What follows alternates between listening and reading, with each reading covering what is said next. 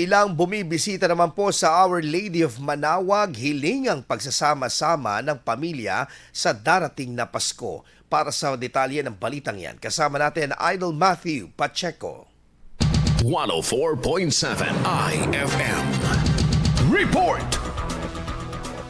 Pagsasama-sama ng pamilya ang pangunahing hiling ng ilang debotong dumalaw sa Minor Basilica of Our Lady of Manaoag habang papalapit na ang Pasko. Sa pagbisita ng IFM News Dagupan sa nasabing bayan, inilahan ng ilang mananampalataya na hindi na lamang pansariling kahilingan ng kanilang ipinagdarasal, hindi ang kapakanan ng buong pamilya, habang ang iba naman ay nag-alay ng pasasalamat. Tulad na lamang ni Erwin Villanueva, umaasa siyang makumpleto ang kanilang pamilya at magkaroon ng salo-salo sa Noche Buena. Sa aming hiniling sa ngayong Pasko, sana makompleto kaming magpamilya.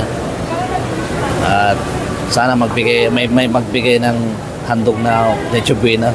Si Raquel na mula pa sa Pampanga, hiling naman ang mabuting kalusugan para sa kanyang pamilya ngayong Kapaskuhan. Simple lang, good health and long life. Yung apo ko, first apo ko, para malusog at saka healthy. Isang araw bago ang Pasko, tuloy ang pagdagsa ng mga deboto sa Manaoag na umaasang maisabuhay ang diwa ng Pasko sa pamamagitan ng pananampalataya, pagbibigayan at pagnanais ng kabutihan para sa kapwa. At ngayong Pasko, hindi na lamang pansarili ang mga kahilingan ng ilan. Mas nangingibabaw na ang mga dalangin para sa pamilya.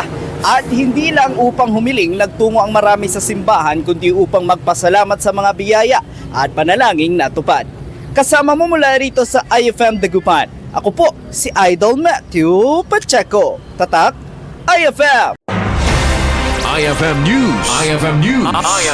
IFM News.